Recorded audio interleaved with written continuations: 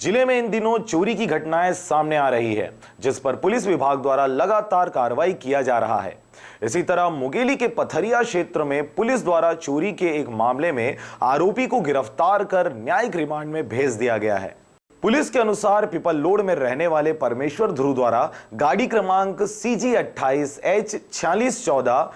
HF deluxe की चोरी होने की रिपोर्ट पथरिया थाने में करवाया गया था, जिस पर पथरिया पुलिस द्वारा त्वरित कार्रवाई करते विवेचना किया गया, जिसमें बिलासपुर तिफरा निवासी उमेश उर्फ रजा वर्मा को गिरफ्तार कर पूछताछ किया गया, जिस पर आरोपी द्वारा उक्त बाइक की चोरी करना कबूलने के बाद मोटरसाइकिल को जब्त कर न्यायिक रिमांड में भेज दिया गया है।